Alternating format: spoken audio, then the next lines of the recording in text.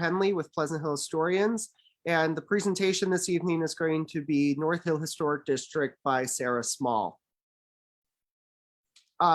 First, I want to introduce one of our first partnerships with Westminster College, and hear from Westminster. And what we come to find out with local history is that we include a lot of people because we are all part of the community that really creates this local history.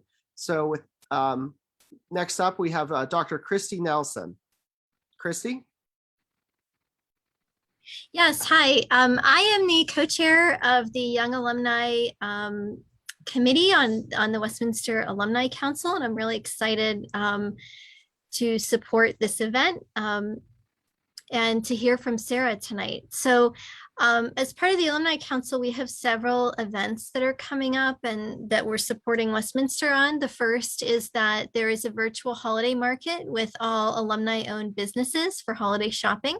I'll put the link in the chat in a minute. Christmas Vespers will be live streamed as well as being offered this in person. And all of these I'll share the links for if you're interested. And there's also the second annual alumni book discussion coming up in the spring. So I'll share with you the book that they'll be reading to prepare for that if you're interested. And although we are not doing Giving Tuesday this year until January, usually it's in November, we will be focusing on celebrating Westminster's upcoming 170th birthday in January. So we're excited about that as well. So if you have any questions about Alumni Council, you can put them in the chat, or if you're interested in nominating somebody for Alumni Council, I'll put the link for that as well. So thank you for having us, Andrew and Sarah. We're really excited to support you. So I'll hand it off back to you, Andrew. Thank you, Dr. Nelson. We also have from Westminster College, Dr. Patrick Krantz, who I don't believe is on the call this evening, but has been integral in this process, as well as Dr. Colleen Merrick, who has also been very integral in this process as the advisors to our presenter this evening. We also wanted to note Westminster's visiting assistant professor of history, Dr. John Winters, whose focus is in public history.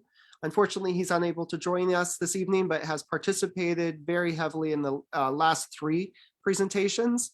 If you're interested in those, you're always welcome to view those after as well. We also wanted to recognize Dr. Russell Martin, professor of history. I know, Dr. Martin, you just joined us. Are you on the call this evening? Okay.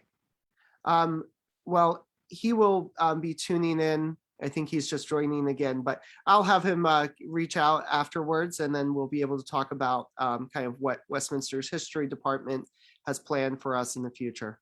So we also wanted to note Jennifer Huff, who has been integral in these connections to our internship program. We also wanted to give this opportunity to recognize another partner with us, the Lawrence County Historical Society. With us this evening, we have Claudia Manley. Jamie is unable to join us, but Claudia is on the call. Claudia?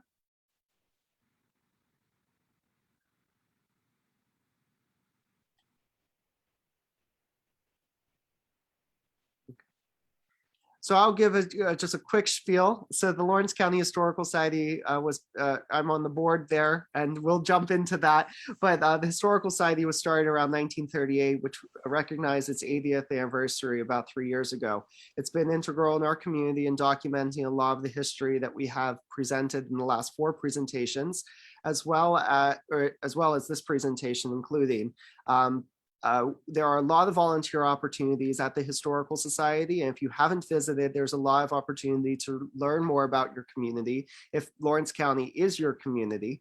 And if it's not, it's a great opportunity to see some of the unique architecture, as Sarah's going to be presenting, or unique artifacts in history that the local community really has at store. Our next partner, as I said, myself, my name is Andrew Henley. I'm the president and founder of Pleasant Hill Historians. If you can see from this why both of them are organized, I'm a Westminster alumnus from 2017, as well as a board member of the Historical Society. So it's a great partnership that we were able to put together I'm very happy for this. Gabby Lucas is also on the call, and I give her the opportunity to introduce herself. Hi everyone, like Andrew said, I'm Gabby. I am also a Westminster student. I'm a senior double majoring in political science and history, and I work for Andrew as an associate historian. So through that, I've worked on a lot of, if you've been to any of our previous presentations, I worked on Cascade Park a lot, I worked on Quakertown, and then I also work on basically whatever Andrew can think up, which if you know Andrew, you know he's pretty creative. So it's been an interesting experience.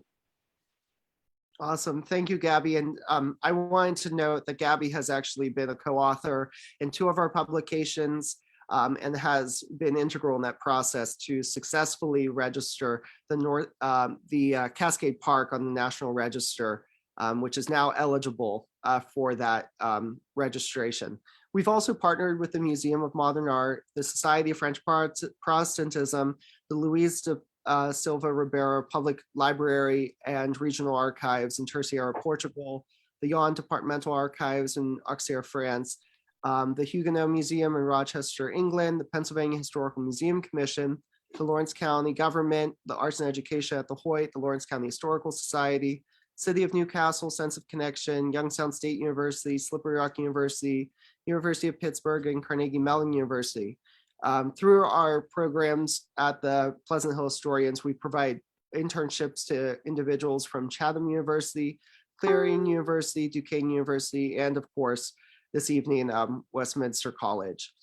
I wanted to give this opportunity just for a photo opportunity. So I will stop sharing my screen and then just do a quick photo opportunity. So go ahead and smile, everyone. There we go. Thank you. Now I'm going to share my screen once again. And I wanted to go over some housekeeping. So this evening's presentation, we are now just finishing up the introductions, but then we'll do the presentation by Sarah Small, who is a senior at Westminster. We'll have a Q&A session following, and during the Q&A session, you have the ability to raise your hand or place your comment or a question in the chat. And you can also just unmute your mic if you're having any trouble. But during the presentation, I do ask you to mute your microphone when you're not speaking. As I say in the beginning, these presentations will be recorded and posted to the Historical Society's YouTube page afterwards. But for right now, I wanted to give this opportunity to see who is the farthest participant. And so if you are on the call, you can place it in the chat, or if you wanted to state where you're logging in from. And then let me just check Facebook so everyone can see. Ocean City, Maryland. Ocean City again.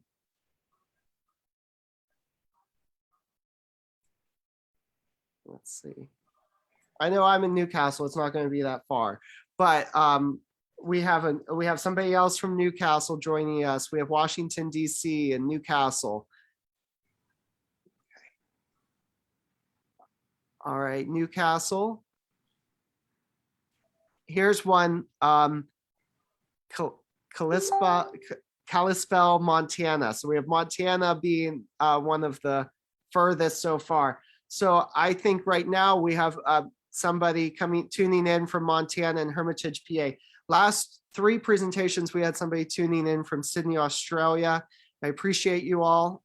And I will, I apologize. We do have the individual on the call from Sydney, Australia. This is an amazing opportunity for us to connect with all of our followers and to reach out, talk about Newcastle on the international level. So I apologize, Dr. Miller, but we'll have to give the award to the long-standing participant from Sydney. Thank you. Now, Andrew, yes. before you go on, I just wanted to, say good evening to everybody tonight. I'm on the call, but for some reason, the video portion's not working, but I am here, so. And that is Claudia Manley, our volunteer Right. resource coordinator from the Lawrence County Historical Society. And Claudia, I'll send you a text and try to figure out everything during the presentation so you can answer some of these questions at the end and to talk about the Historical Society. I appreciate you unmuting yourself and letting us know.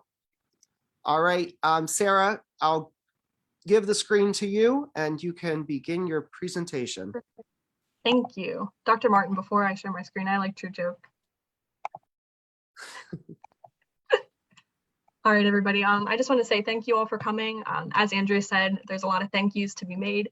And I just want to welcome everyone to my presentation tonight.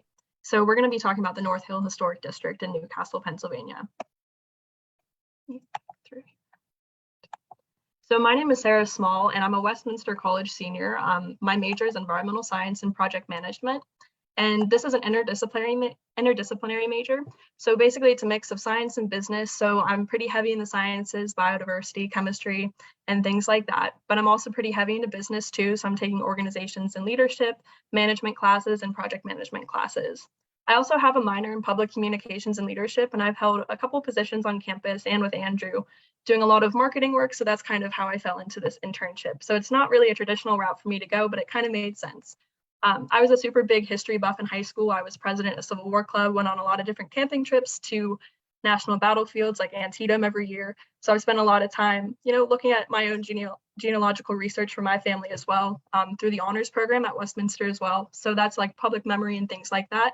We had an entire presentation during my sophomore year where I learned a lot about the history of my family, and I was able to present that as well. So it kind of makes sense that I'm where I'm at today with Pleasant Hills, and I'm super grateful for the time that I've spent with Andrew and with Gabby and the rest of the interns.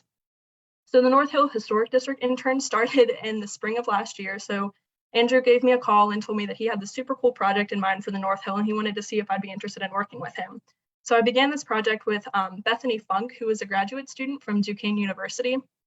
And then during the summertime, he gave me another call and he asked me if I would like to continue my internship and work as a marketing specialist. So if you see the social media graphics, the Facebook, LinkedIn, and Instagram for the North Hill, that's me too. So I've really enjoyed being able to use some of my marketing skills. I really like working with people and working in community development. So it just kind of made sense that I wound up here today. So before we get into the history of the North Hill and the things that we've done with our project, what exactly is the North Hill? So in New Castle, Pennsylvania, there's a small area, well, actually it's quite a large area, but it's directly north of the city center. And so New Castle is structured right between Erie, Youngstown, and Pittsburgh. So it's about an hour south of Erie, Pennsylvania, north of Pittsburgh, about an hour the same, and about 35 minutes from Youngstown. So the thing that we realized from an environmental justice standpoint is there's a lot of issues with affordable housings for young individuals in these city centers. So as you guys may know, like Cranberry and Pittsburgh have super high rent capacities. So young professionals and young adults are paying a lot of money for their rent when maybe they've been asked to work remotely from home because of the COVID-19 pandemic. So New Castle is really seen as a great area for remote workers or commuters to these cities. So going from that, New Castle was actually designated by the New York Times as an appropriated Zoom town. And so a Zoom town is an ideal town for young professionals seeking affordable housing and working during the pandemic. And if COVID-19's taught us anything, it's that we should be able to pivot how we're working, what we're working with, and where we're working from. So maybe you got put into quarantine or unfortunately you tested positive or something like that, you should be able to work in an area where you have an affordable place to live. And Mayor Chris Fry commented on this, saying that New Castle being dubbed as a Zoom town is confirmation for exponential community and economic development being on the horizon. And if I can speak on behalf of Andrew, I think that Pleasant Hill historians and a lot of the residents of New Castle agree with Mayor Chris Fry and the New York Times. So as we've said before, the North Hill is an area north of central New Castle, and there's a lot of important architectural styles that are represented. And so this was honestly one of the biggest hurdles that I had to face in doing my research. As an environmental scientist who liked history, but wasn't really studying it herself, I didn't really know much about like the different styles of architecture. When Andrew said, like, is it Tudor Revival or neoclassical? I had no idea. So that was one of the biggest learning curves that I had to face. But honestly, I kind of like painting and doing drawings and things like that. So my artistic side of my brain kind of like locked into these things and started to learn them easier because I enjoyed it. So the North Hill Historic District has late 19th and early 20th century American movement styles, as well as the late Victorian, the late 19th and 20th century revival styles. Some of the most common houses that you're going to see in the North Hill include the Craftsman style American Foursquare, Queen Anne, Colonial Revival, Neoclassical, and Tudor Revival. One of the easiest houses that I learned to identify when I started to do this was American Foursquare, because it literally just looks like a box. And it's really nice to just be able to see those and be like, oh, now I know what this type of architectural style or this one. And if I don't know the answer, I just ask Andrew because he knows them really well. But I really liked doing that part because it's just a different thing that not a lot of environmental science majors really know how to do. So the North Hill Historic District has a strong community history of industrial leaders and business managers in the North Hill. So it was really a place for important people to live that were working downtown in Newcastle. And so as you can see here, a lot of the research that I found online was through newspapers.com. So if you guys see clippings on the side, that's where it's coming from. So the Newcastle Herald published in 1909 some of the new houses that were for sale in the North Hill. And so it says here, now buff brick residence on Winter Avenue near Highland with 7 large rooms, reception hall, attic, hardwood floors, cemented cellars, furnaces, and laundry, modern in every detail, terms to unit and purchase. So I just thought that it was really cool that, you know, just like we have advertisements today in newspapers for new homes and things like that, that's not a new thing. It's been happening for 100 years and it'll probably happen for 100 more. So how did Newcastle become so prominent? What is the story of the industry in Newcastle? So honestly, there's 3 different eras of industry in the city of Newcastle. The first era of industry included grist, saw, and linseed mills, as well as distilleries, tanneries, hat, drum, shovel, steel, and nail factories. Pretty much anything that you can think of that was able to be manufactured was being manufactured in Newcastle at this time. And the reason why they were able to flourish so much is because of the canals in the area. So in Lawrence County, there were lots of canals that connected to other cities in the state. So like Pittsburgh and Erie, you could make all of these things, put them on a boat and ship them to where they needed to be. So it really helped the industry to grow in this respect.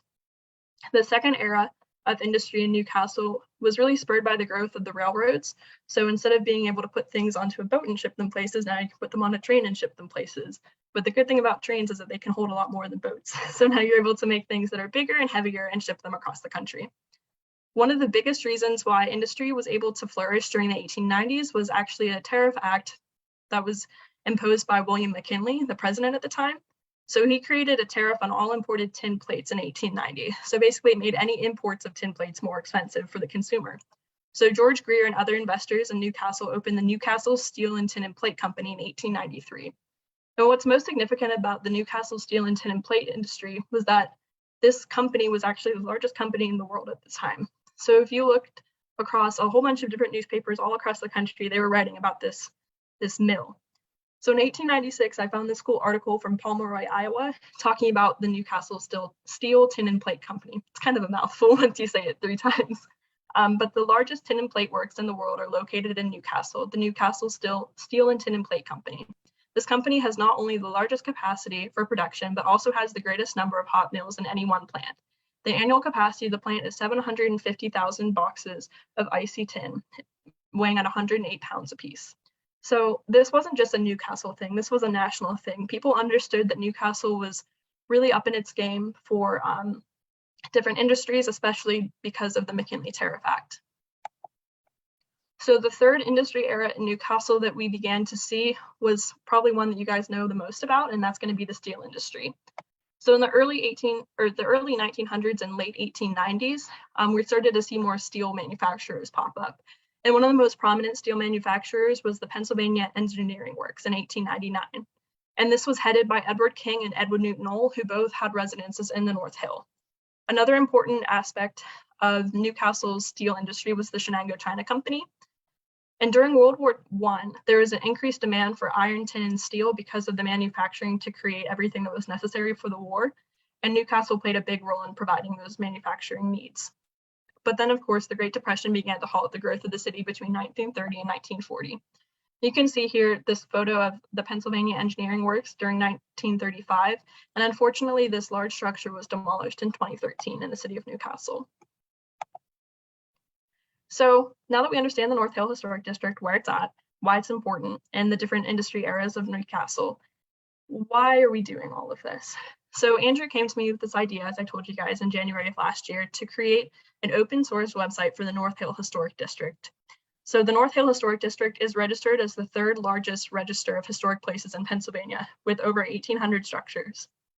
So what we wanted to do was create a historical data collection of the North Hill and then categorize all of those structures. So the North Hill was entered into the register in 1999, and all of the structures were built between 1870 and 1949. And it was also on par with it was instituted by the National Park Service and the Department of the Interior in order to be registered by the National Register of Historic Places. So it's important to understand the implications of historic district registry. Sometimes people have some negative connotations, thinking that they can't necessarily do what they want with their own personal home because it's in a historic district, and people think that there's limitations. But in Newcastle in 2017, any laws designating individual restrictions on any individual property were absolved. So you can do whatever you want with your home in the North Hill. There are no restrictions, and it's really important to understand that, because some people are afraid to buy a home because they're afraid that they're going to be facing, you have to make your home look a certain way, which is just not the truth in the North Hill. But some potential benefits to the city of the North Hill Historic District is tourism. Tourism is such a big thing for historic districts. If you think about the areas of Shadyside in Pittsburgh or even the Strip District, these places are visited because of their architectural integrity and their structures. And it's the third largest historic district in the state. And so Andrew and I have talked about it before, but we're like, wouldn't it be so cool if there were like bus tours when people came in just to see these really massive homes that are super beautiful and super great shape? From a marketing standpoint, the historic district serves to provide a cohesive community identity that's focused around shared history. So you can market these residences and market the area for affordable housing for young professionals, like we've said before. So this local real estate is super inexpensive, and it's super affordable for these individuals that are working and are just starting to work. So some potential benefits to homeowners or to owners within the North Hill, especially if you're a nonprofit or a for-profit company. So if you're a nonprofit company, you can receive $136,000. You can receive a Keystone construction grant, and in the North Hill, we received last year in 2021 alone $136,000 in Keystone construction grants, and $100,000 of this was supplied to the Hoyt Art Center in the North Hill. For a for-profit company, you can receive major tax credits if you own a structure in the North Hill and are making your business out of it. So what's the mission of the Pleasant Hill Historians in regards to the North Hill? So what we want to do is we want to educate, connect, market, and retain. So we want to educate current residents and potential future residents of the historical significance of the North Hill. We'd also like to connect Newcastle residences to community involvement opportunities as well as their home. So Andrew and I recognize that the connections that a homeowner versus a renter might feel in regards to their home is a little bit different. If you own a home, you feel maybe a little bit more pride than a renter would, but it's still important to connect the individuals and educate these individuals about why their home is important. We'd also like to market potential residences in the area. And if you're local, you know that the North Hill has a few homes for sale and a lot of rental areas as well. So we'd like to market those residences for individuals. We'd also like to retain significant pieces of cultural history and public memory. And going off of this, I think one of the most important things about history and public memory in general is being able to tell the stories of individuals as well as structures. I work for a nonprofit in Beaver County as well. And the things that we always say is that we want to tell a story. That's the best way to get information across to someone. It's the best way to connect individuals to places. So how do we actually go about fulfilling our purpose? We want to do a lot of great things for this community, but how do we actually do that? So going off of what I said on the last slide, we want to develop creative storytelling content to aid in the development of a unified community identity in the North Hill. So we wanted to make a website that is both informative and engaging. So it's something that people want to look at. People want to scroll through and search and explore. And we want to highlight significant buildings and a user-friendly data archive. So in order to do this, Andrew implemented a phase-based approach, and I didn't know that Andrew implemented this phase-based approach until he told me a few weeks ago. So I thought it was something that had been in place forever.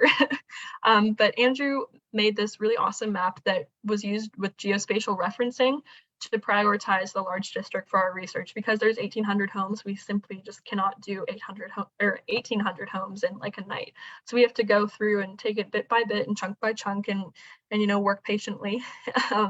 And so we've categorized them by geography as well as occupational association and potential value to the Newcastle community. I'm not sure if you guys can see my mouse, but I'm going to point these out. So phase 1 and phase 2, along with phase 2B, is a really great cultural area for the city of Newcastle. So in this area, we have the arts and education at the Hoyt, as well as the Scottish Rite Cathedral and the Lawrence County Historical Society. And then phases 1B and phase 3 and a little bit of phase 4 could be a really great working opportunity for individuals that are working at UPMC Jameson Bay, because it's right across the street here if you cross Route 18. So what are we actually looking at when we're looking at these structures? What's the data that we're gathering and things like that? So the first thing that we wanted to do was to structurally identify what we were looking at. So was the structure residential or non-residential? So you can think about this, is it a church or a home? Is it the Scottish Rite Cathedral or a large house in the North Hill? So we wanted to be able to distinguish those two things. We also wanted to identify its location with GPS coordinates and address, and also the phase identification. We also wanted to figure out the significance of the home. So at first we wanted to go through every single homeowner of every house in the North Hill, but we realized that that was just simply not feasible at the current time. So we are going off of the primary homeowners right now and the significance of those primary homeowners. We want to figure out the original and the current use of non-residential structures. So a lot of these houses now have been converted into apartment buildings or perhaps some business of some type. We wanted to figure out the architectural style, as well as the architect. Architect was a little bit more difficult to find than we thought it would be, and also the year of construction, which is also more difficult to find than we thought it would be. And then we wanted to also find the connections to the present day. So a lot of the times you'd find what the current use of these structures, as well as the square footage, and also the price if it is for sale. When we were doing this in the spring, some of the homes that we were looking at were actually for sale, but not anymore, unfortunately. So once we got all of that data situated into a nice, beautiful Excel file, what did we do with it? So Bethany Funk, the graduate student from Duquesne University that Andrew and I have mentioned a few times, went through a whole bunch of different WordPress plugins. So WordPress was the software that we used to create the website. So she wanted to find a good plugin to use that could make the data that we had very searchable and user-friendly. So we went through a whole bunch of different plugins to try to figure out the best one that we could find. And so right now we're using Directorist to be able to search through these listings. Maybe in the future we'll find a different one that works a little bit better, but for now this is the best that we can find for user-friendly capabilities, as well as on the back end making it pretty easy for us to implement the information. We also wanted to include a web map into our website. That was something that we had stated as a goal during the spring. And so that's kind of my specialty. I really love making maps and being able to geospatially analyze things. And it was like super difficult to find a user-friendly web map application to be implemented into the North Hill. But what we ended up doing was I learned how to short code a few weeks ago. So I coded in the website into the North Hill Historic District. So we did end up using ArcGIS Online and coding that into the website. So the way that we collected all of the information, as I had mentioned on the first slide, we used a lot of quantitative and qualitative research methods. So figuring out the architectural style was a lot of going out to Newcastle, looking at the homes and deciding what style they were. And a lot of it was also quantitative research, mostly through newspapers and ancestry. So as I said before, in that honors class with public memory and history, I used a lot of genealogical websites, including Ancestry, to find things out. So we looked at wills, birth certificates, death certificates, obituaries. A lot of newspaper articles provided us with the most information about people that were living within the different residences of the North Hill. And then we used a lot of the information that was provided by the Lawrence County Historical Society site about some of the homes in the North Hill, and we were able to build off of some of that research that was already done. So as we said before, a lot of the families of the North Hill were very notable within the city of Newcastle, and they were super, super abundant in phase 1A, which is what we looked at. So some of the names you might recognize were the Hoyts, the Greers, the Henderson, Rice, Ole, Rainey, and Crawford. And all of these families were linked to some sort of industry or business in Newcastle, whether they were a dentist, an oral surgeon, a lawyer, a businessman. It was really interesting to find out all of their stories. So speaking of stories, here's one of my favorite stories that I found when I was researching So this is about JPH Cunningham, who is the director of the First National Bank in Newcastle, and he resided at 306 North Jefferson Street, which is also one of my favorite homes in Newcastle. I have photos of that later, so don't worry.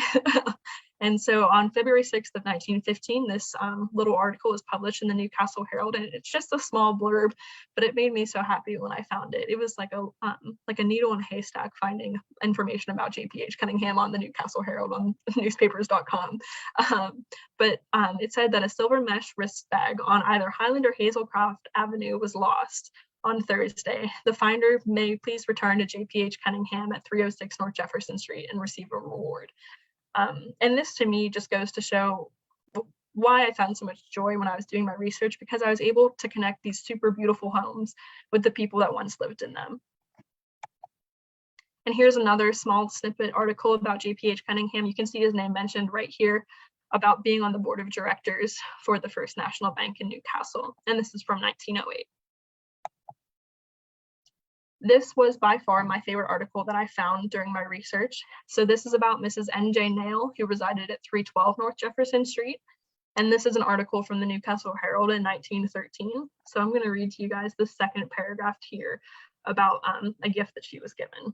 So at the close of dinner, Mrs. Arnie Biddle, the president of the society, in a few well-chosen words, presented Mrs. N.J. Nail with a silver chatelaine bag as a slight token of appreciation for her splendid services, she having fulfilled the office of treasurer for the past 8 years. Mrs. N.J. Nail, on accepting the gift, replied in appropriate terms, expressions of confidence in the fellowship of every one of her sister members, and referred in a most impressive manner the homecoming by and by of the Ladies' Aid Society that shall never be separated. And I found a lot of different articles like this when I was doing my research. And I just love the way the newspaper articles were written 100 years ago. They're so personable, they're so emotional, and it almost brings you back every single time you read one of these things. Just to how Newcastle was 100 years ago and how you can still walk down the street and see Mrs. N.J. Nail's house. And I just think about all the good that she did in the city and how impressive the articles were about her in the Newcastle Herald. So this brings me to my next point. So there's a lot of information regarding the men of the North Hill Historic District as covered in the Newcastle News or the Newcastle Herald, but unfortunately it was oftentimes really less abundant for women. And one of the biggest issues that I found was that even if they started to talk about the women of the North Hill, they would only refer to them by their husband's name with a Mrs. in front of it. So I never found out what Mrs. N.J. Nail's real name was. They just referred to her in every single article, including her obituary by Mrs. N.J. Nail. And it kind of broke my heart a little bit because I never found out what her name was. And a lot of the times it was just frustrating because I wanted to find out more about the women, and sometimes I couldn't even find their first names or their names at all. So I wasn't even sure if a lot of the men had wives, even though I assumed that they did. But one of the women that was included in the North Hill Historic District, where her name was mentioned quite often, was Mrs. Edna Uber, who was head of the Lunch and Spoon Club. And so literally once a week for a couple years, I would find her articles in the North Hill Historic or in the Newcastle Herald talking about how she would always have these ladies over for lunch. And then another example of an individual who I never found out her real name was Mrs. W.D. McCreary. She was really active in the Lawrence County Daughters of the American Revolution, and she had meetings at her house probably once a month is what I saw in my research as reported by the Newcastle Herald. So one of the coolest parts of this internship and working for Andrew over the last couple months is being able to go out and take photographs of the houses in the North Hill Historic District, because like I said before, I understood the stories of the individuals that lived there, but I couldn't really place their houses because I was doing so much research. And I had so many homes covered in phase 1A. And then Andrew did point out to me I wasn't following the phase-based approach. So then I had a whole bunch of homes all scattered throughout the North Hill. So I wasn't even sure where I was supposed to be looking. But then once I was able to focus in on 1A and finish about 15 to 20 listings in that area and then going downtown and taking photographs, I thought was super cool. So this is my absolute favorite house, as I said before. So this was the home of JPH Cunningham, the director of the First National Bank in Newcastle. So this is at 306 North Jefferson Street, kind of straight down the street from the Lawrence County Historical Society. And one of the reasons why I love this house so much are these sunflowers that are on the windows here. They're just so beautiful and bright and yellow. And I'm not sure if they were on the home originally, but I just love the way that they look. They just stand out so much. Then I took more pictures of the sunflowers, surprise, surprise. So more of this area here, and then there's some more detailing up towards the top of the roof gable there. This is 301 North Mercer Street, and so this is now home to the Eccles Construction Services. So this is kind of down the street from the Scottish Rite Cathedral, kind of down the hill right towards downtown Newcastle. And so this home in particular, Andrew and I figured out why I was having such an issue with North Mercer Street.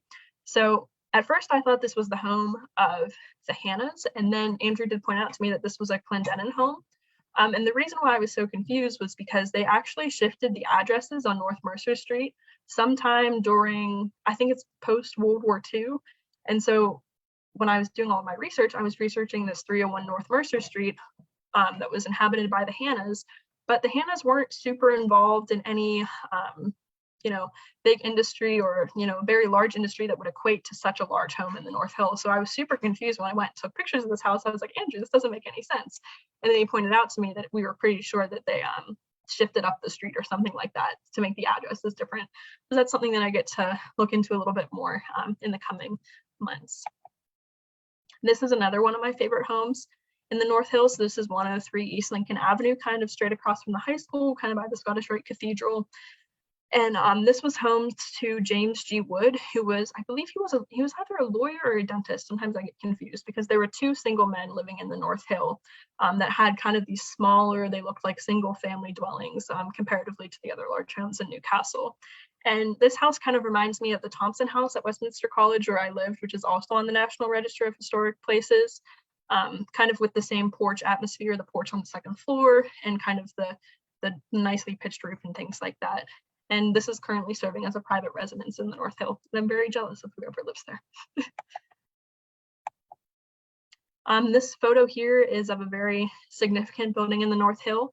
It's currently maintained by the Meehan family, but this was the Henderson House, which is straight across the street from the Scottish Rite Cathedral. And we thought that it was for sale, but then I looked on Zillow and it is no longer for sale. So I don't know if they recently sold it or if they just took it off the market. But I love this house as well. In the summertime, it's really cool because it gets covered in ivy, super beautiful. And in the fall too, with all the red leaves around it, makes it look super nice. And this, of course, is the Scottish Rite Cathedral. It's kind of a staple in Newcastle, and it's located at 110 to 120 East Lincoln Avenue. And for me, the Scottish Rite Cathedral kind of brings me full circle. So my junior year of high school, I was on prom committee and I was vice president of my junior year class, and the vice president got to pick where prom was. And so I picked the Scottish Rite Cathedral. My dad actually had his prom there back in the 50s and 60s. I'm not sure when, sorry, Dad. But I just thought it was so great because if you would have told me 6 years ago that I was doing an internship presentation my senior year of high school on the Scottish Rite Cathedral and different structures in the North Hill, I would have never believed you, but here I am. And honestly, this building inside is so beautiful. If you haven't been inside, you need to. It's super great, still used today, and I think it's just one of the coolest sites in Newcastle. So the website that we'd all been talking about, I'd like to show you guys the final product of it. If it lets me click on it. Okay. Can you guys still see my screen? Is it good? Okay, perfect. So this is our home page and our landing page. So it just talks about why should you explore the North Hill Historic District, and then a nice little contact form. So pretty much everything that I've already said in this presentation, so I'm not going to re-say it all. Then you can click the purpose button. Oh, okay, never mind. I guess you can't. I lied. So our mission here. So this is another photo of the North Hill facing south, facing down towards the city, and this is up towards the Lawrence County Historical Society looking down. And it talks about our purpose. That's where that button should have taken me to, but it didn't, but that's okay. And then here's a photo facing down towards the Eccles Construction Service building. This is the house directly next to the Lawrence County Historical Society. And then if you go to our About page, if it would let me click. So it just talks about the different locations of the North Hill and why it's important. And then I got to include 306 North Jefferson Street because I love it. And then the different prominent architects within the North Hill as well. So when we were talking about directories and all the plugin things, this was the culmination of all of that. So you can see all of the different listings of the homes that we have in the North Hill Historic District that we've researched so far, along with current photos that we've taken. So for example, if you click onto 330 North Jefferson, which is the Rainey mansion that was unfortunately had heavy fire damage in the late 90s. So then it talks about the history of the Rainey family, architecturally designed by S.W. Folk in Queen Anne style in 1892. And then the Rainey House in particular is interesting because it was used for nurses at Jameson Hospital from 41 to 63, and also a dorm for the Newcastle Business College. I'll show you guys one more. Oh, and here's like the search options. So you're able to search by structural definition, architectural style, year of construction, and whether or not the property is demolished or not. So here's 318 Highland Avenue. So if you guys know the attorney Papa in Newcastle, this is where his offices are located. And so it was originally the home to George W. Johnson, who was a leading local industrialist and the principal owner of American Car and Ship Hardware Company, later named the Johnson Bronze Company. It was built in 1901. And it was designed by Harry W. Weisring, which was a local architect in the area. We also have a community involvement page. So because we're wanting to connect individuals to different resources within Newcastle, we have voter registration, COVID vaccination locations, local parks and recreation, volunteering within the community, and then potential rental properties and properties to buy in Lawrence County. And then, as I said before, one of my favorite things to do is to use geospatial referencing to show and highlight different attributes and things of any project that I'm working on. So I always try to tie in a map if I can. And so as you can see here are all the structures that we've done so far in the North Hill. And because they're all in phase 1A, they're within this area here. And so then if you click on these buttons here and then toggle over to the pop-up box, you're able to scroll through the narrative that we've created, as well as a nice photo embedded here. This is a work in progress because embedding plugins and short coding, these maps can be rather lengthy in time to complete. And you have to have everything correct in your original Excel file or your CSV file to be able to continue to share that information onto whatever map you're creating. Then I'm going to go back to my presentation here. So some opportunities for growth that we see in the future is the continuation of the phase-based approach. So once we finish phase 1A, we'll most likely move on to phase 1B next. We'd like to continue to create the addition of that user-friendly web map plugin that I just showed you guys, but make some tweaks to it to make it more user-friendly, make sure that that data is appropriate for each attribute, because sometimes in the file transfers, you can get mismatches of data. We'd also like to get in touch with local businesses or realtors to assist with this project to kind of market the homes that might be for sale or any rental areas. And we'd also like to develop our community involvement tab a little bit more and get in touch with some more nonprofits in the city of Newcastle and include their information for anyone that might be interested. So the purpose of our project is to create these important relationships with historic connections of both the past and present families of the North Hill, and create and foster the unified community identity of Newcastle and the North Hill. And so, as we've said before, the relationships with the structure are going to change whether you're a renter or an owner or you're using that structure for a business. But being able to understand the history is super important. And so why does our work matter? We want to assist the community and the potential residents of the North Hill to help appreciate the area's history. And we want to continue the rehabilitation efforts of the North Hill, as well as admire the residential, commercial, religious, and public buildings that are over a century old. For me, myself, why this work mattered for me, this was something that I was super passionate about. It kind of melded together all the different things that I'm interested from an environmental justice standpoint, from a community development standpoint, as well as a historical one. And I honestly just found so much joy in doing this work. When I was able to walk down the streets, like I said before, and be able to connect those things that I'd worked so hard on for literally almost a year. It was just really special to see all of this work come together to create the website, which was a super big learning curve. I don't have a minor in computer science, but I feel like doing this just really solidified the fact that I was doing something good for a community that's super important to me. Because I found my home here at Westminster, and Newcastle is just down the road, and it was a close home to Westminster as well. So I wanted to say a lot of quick thank yous. First of all, to Andrew Henley. I met Andrew probably 2 or 3 years ago, right when COVID struck. He offered me an internship to work with Gabby and him and one of my teammates, Alex Rodescu, in working on the John Hitch project, which some of you might know about. And that was when we wrote our book about the urbanization movement of Newcastle. So thank you to Andrew for everything you've done for me. I super appreciate you. And then my faculty advisors at Westminster, so Dr. Colleen Merrick, who is my advisor for my minor in public communications and leadership and allowing me to pursue this internship. Dr. Helen Boylan, who's my academic advisor for my honors research project right now, who supports me and stands by me in everything that I do. And Dr. Patrick Krantz, who wasn't able to make the meeting tonight, but for being a super great help for me, as well as another academic advisor like Helen Boylan. He always helps me pursue, what I find important. And we cut a lot of grass together in the summer, so he's also super important to me for that too. As well as the mayor of Newcastle, Chris Fry, for all he's done for the city of Newcastle, as well as the city of Newcastle, including any of Chris Fry's staff members, city council members, including Marianne Greville, Betsy Chapa, Brian Cameron, Tom Smith, and Tim Fulkerson. We'd also like to thank Visit Lawrence County, the Duquesne advisor, Dr. Andrew Simpson, as well as Bethany Funk. I couldn't have done any of this without her help with creating the plugin last spring. Dr. Susan Linville as well. And as well as one of my good friends since my freshman year, Evan Milligan, who is a very talented freelance photographer from Westminster College. So if you guys want to check out his work, I used his camera to take all the pictures. So without him, I couldn't have had pictures. And I believe that begins our Q&A. Andrew, am I correct? Yes, that's correct. Okay. Good job, Sarah. Thank you. So now this begins our Q&A session.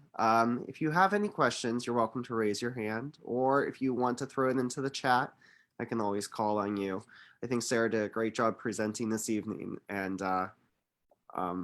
wow, she has, and she said she put in almost a year's worth of work, and I really think it shows within her presentation. Now, I don't see anyone raising their hand just yet, but if you have a question, I'm actually going to just call on Dan Vogler real quick, who's the commissioner for Lawrence County. I think Dan might have some good input. Well, thank you, Andrew. I'll be brief. This is the fourth of your 4 online presentations, and all of them have just been tremendous. Sarah, it's very obvious your enthusiasm just pours out of my computer, and it's obvious you put a lot of hard work into it, and your presentation was very thorough and very enjoyable. A couple real quick points. The Meehan house that you showed, that family is a very prominent family in Lawrence County. John Meehan, everybody knew him as Jack Meehan. He was a county commissioner back in the 1970s, very well-respected gentleman. His family had a funeral home in that house for many years. Mm-hmm. And his one son is currently the superintendent at the Neshannock Township School District, but very, very nice family. The final point I'll make is that it's so fascinating to drive starting in downtown Newcastle and heading north, whether it be on Jefferson Street or Highland Avenue, or maybe to a lesser extent Mercer Street or Delaware Avenue. Any direction you go north, as you go north, and Andrew knows this very well, and Sarah, you probably picked up on it. The further north you go, the newer the houses become. Mm-hmm. And that's where the growth extended. And then what's real fascinating to me, at least, is when you hit Neshannock Township at the northern border of the city of Newcastle and go into Neshannock Township, you see the homes that were built post-World War II in the 1950s and 60s. And a lot of people who had lived on the North Hill prior to the 1950s, a lot of them built their homes in Neshannock during that time. Neshannock had a lot of growth in the 50s, 60s, and 70s. And it was just a migration of people continuing to move north. So you see newer homes in Neshannock Township. And boy, if you like mid-century architecture, you'll find a lot of neat homes in Neshannock. Anyway, I talked too long. Andrew, I can't thank you enough. These 4 have been great, and I hope they'll continue. Thank you. Thank you, Dan. We have a question from Ben Nelson. Ben, if you wanted to ask it. Sure, I had two. The first one was, how did you learn new skills for the project, like short coding, that are outside of your major? And the second is, how did you interact with the city of Newcastle? Like, what level of interaction was required to get all this done? So for the first question, honestly, I used a lot of YouTube videos. That was the best way for me to figure out how to do everything. When I was trying to learn how to short code, I was like, how do I embed a web map from a URL? Like I knew how to embed a JPEG and things like that. But just YouTube kind of helped me through, and I was like, thank you for YouTube. It's kind of a basic answer, but when you don't know how to do stuff, I just Google it, and then I find myself on YouTube. But YouTube was really great in teaching me how to short code, surprisingly enough. And then with interaction in the city of Newcastle, honestly, a lot of that was through Andrew. So Andrew has a lot of connections in the city of Newcastle, me, myself, not really. So Andrew was kind of the intermediary for me in figuring out a lot of this information. Awesome. Thank you, Ben. We have a question from Jeff McCandless. Jeff?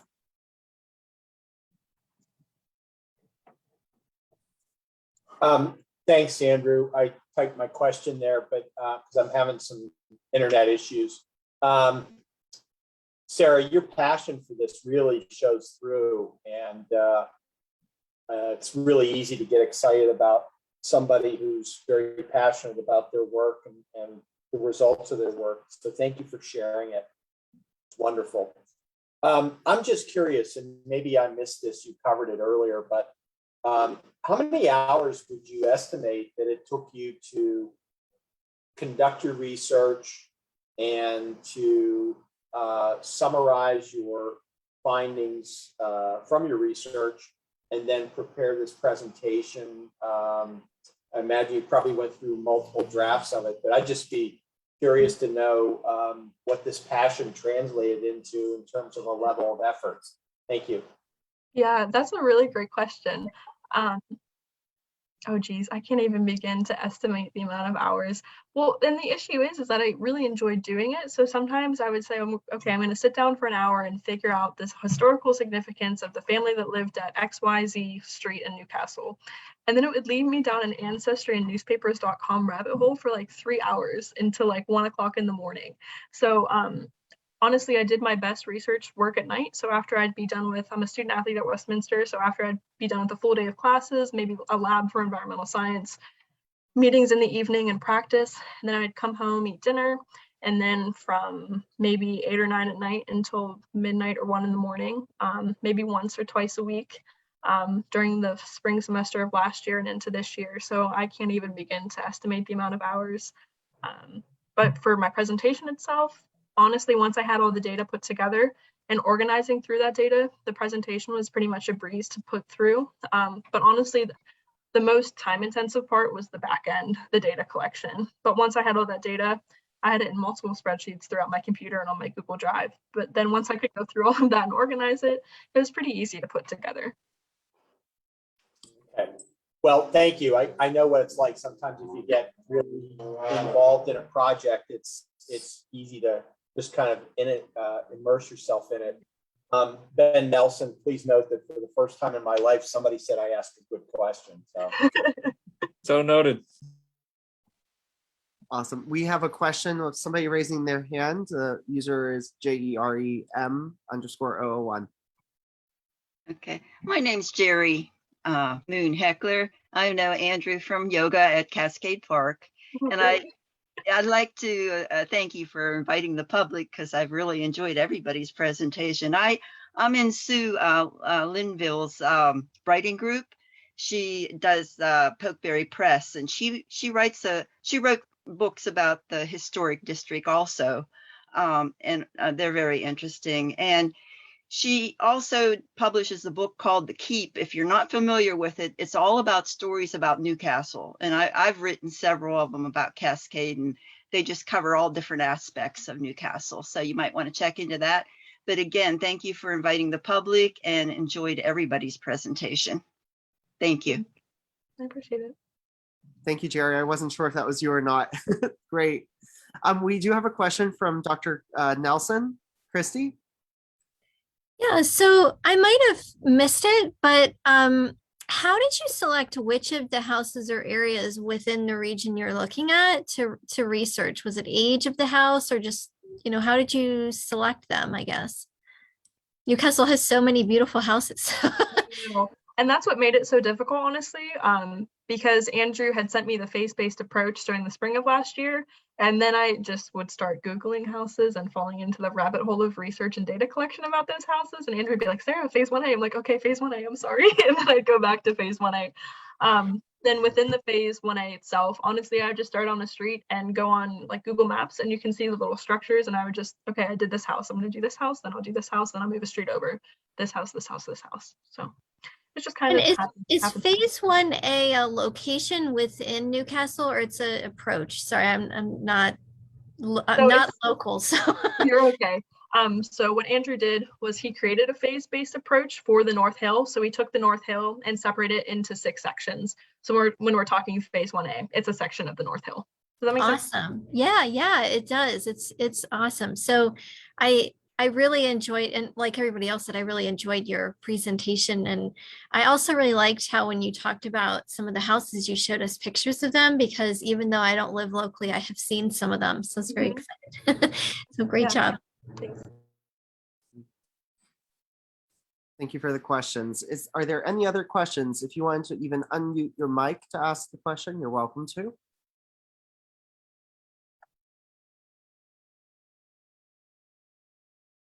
All right, I'm not seeing anyone unmute, but I wanted to thank you all for your awesome questions this evening and the great responses that Sarah was able to provide. I wanted to give this opportunity to Dr. Martin from Westminster College to talk about the vision of history and his reflection on these 4 presentations. Thank you, Andrew. I've caught all 4 in whole or in part. And I was thinking, because you had invited me to speak at the end of this, about how to organize that. And it occurred to me that the best way to do that was to was in terms of this phrase, did you notice? So 3 things. Did you notice 3 things? First, did you notice that every one of the presenters, all 4, said that Andrew Henley was an indispensable resource for their projects and that he knew stuff? I like to say that's because he was a history major, and maybe it was, but it probably has more to do with the fact that he's just really knowledgeable, really curious, a lifelong learner par excellence, and really well-trained, self-trained in a way. So it's just not possible to not notice Andrew running through everything that we've been watching here. The second thing, maybe this sounds self-serving, but I don't mean it to be. Did you notice that history was behind and connected to every one of these 4 presentations? History, Sarah herself talked about it. She was a history buff early on, but this project really required her to tap into that interest and to sort of professionalize it, to sort of step it up in order to integrate that kind of perspective into this specific project, which was really kind of an urban planning project or an urban resources project, in a way, or urban description project. And I'm obliged, I think, to say, 2 of the 4 presenters were history majors, directly trying to develop those skills. And I would close this second, did you notice, by saying that I have to say that I'm enormously proud to be a Westminster prof because of our students. It's got a beautiful campus. It's got a great tradition. I've got friends there. We got a great president. But the real reason is because of our students. And today we saw another reason for that. And I guess my third, did you notice, was that these 4 presentations really blend books and work, sort of traditional, sort of academic stuff, with picking that up and plopping it into the real world and applying it. This is actually very, very important to me as the new chair in history as I'm trying to pivot our department in a direction of trying to answer the question, what are you going to do with that degree? A question asked of English majors, religious studies majors, philosophy majors, even math majors.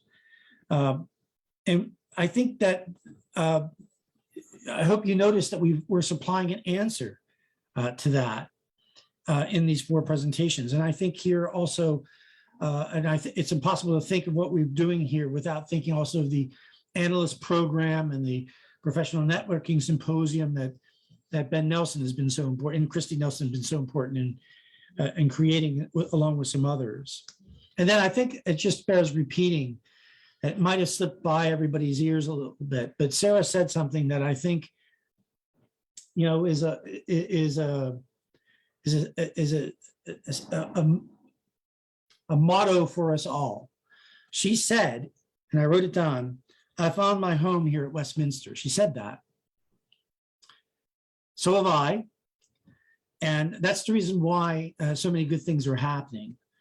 So notice that. Everyone noticed that, because some really good things, even though it's a very, very challenging time for higher ed and for this area of the country demographically, and for Westminster College for all those reasons, there's some really good things happening here, and we should notice. Awesome. Thank you for your insights, Dr. Martin. And I will say, I guess you did teach me something, so I appreciate it. So, our next item here, I just wanted to give a follow-up that we actually did go out and clean up the cemetery. Gabby, I want to give this to you. Okay, so anyone who was here last time or the time before probably heard me talk about our cemetery cleanup that we were planning for the cemetery that's at Quakertown down in Edinburgh. And so on Sunday, our little group went and cleaned up the cemetery. It snowed, so that was a fun experience, I guess, in a way. But we did a lot of work for this. We cleaned up all of the leaves and all of the overgrowth that has grown up since the last time we were there, all in preparation for potentially getting use of ground penetrating radar to kind of investigate and examine the cemetery in the spring. And if you wanted to volunteer to come to this cleanup and you missed your chance, don't worry, we will probably have another one in the spring. And we will take as many volunteers as we can get. But we did a lot of good work on Sunday, and I think Andrew and I are both very pleased with it. It was quite cold, but it was nice. Yes, thank you, Gabby. Thank you for organizing that. If you have any questions about it, feel free to reach out to Gabby. I also wanted to give the opportunity to the Historical Society to talk about donations, membership, and volunteering. Claudia, is your camera working now? Yeah, yes, it is. Thank you, Andrew. Awesome. I just want to make mention regarding today's presentation. I'm a native of Newcastle, although I've been absent living in the Los Angeles area for the last 50 some years. And I've recently come back, and it's very interesting. I've always been interested in history and became even more interested once I got into doing genealogy on my family lines. But I never really stopped to realize until I came back to Newcastle and started volunteering at the Historic Society how so much of my family history is tied into the history of Newcastle. And definitely in sync with today's presentation. My grandparents worked at the tin mill. That's where they met. That's where they got married. My other grandfather on the other side of the family was the head gardener for the Hoyt family. So there's just a lot of ties that are my personal ties that tie into the history of the city itself, which has made my task as being the volunteer coordinator for the Historic Society a very rewarding one. Right now we're trying to recruit volunteers, both people that can come in and work at the annex and or work remotely on different projects that various board members and committee chairs have. We're always looking for donations because we're a nonprofit. And one of my major goals in 2022 is to reach out to a lot of the organizations and communities within Newcastle to kind of be able to go to speaking events and luncheon meetings and really pitch our plea for donations, whether monetary or some kind of equipment, because we're always in need of all of those things. And of course, membership. Membership is really the backbone of our organization. And today they had 2 separate tours of the mansion, people that came in from out of town. And it's just amazing to watch people's reaction as they go through the Greer Mansion. It's a beautiful building and there's a lot of history contained just within that one building. So if you know of anybody that would like to volunteer, please have them get a hold of me. If you think you'd like to become a member of the Historic Society, I can get you get you signed up for that. And of course, if you find a few extra dollars lying around or have a rich uncle that's looking for a tax write-off, be sure to have them get a hold of me at the Historic Society. And I really want to thank everybody. These past 4 sessions have been really, really informative and entertaining. And I think all of the interns have done a spectacular job. So well done, Andrew. Thank you, Claudia, and thank you for all of your work. I also wanted to give thanks to a lot of the other individuals that hosted this evening's presentation and the other 3 presentations, as well as to Kara Montgomery, the Senior Director of Alumni Engagement at Westminster College, Chad Serfos, the new Director of the Professional Development Center at Westminster, especially Ed Petrus, who is the President of the Historical Society and has made a lot of these opportunities happen for us here at the Historical Society. Our programming co-chairs, Lorraine Petrus and Stephanie Felina, who have put on years worth of programs at the Historical Society. I think that unfortunately, COVID has really impacted our organization, as with many other organizations. And we're grateful to have everyone that have joined us. I was just presenting the numbers last night. Our first presentation had over 800 people view it, either live as well as afterwards. Our second presentation's around 500 each. And I am especially grateful for the support that the Historical Society has been able to see along the way, albeit virtually.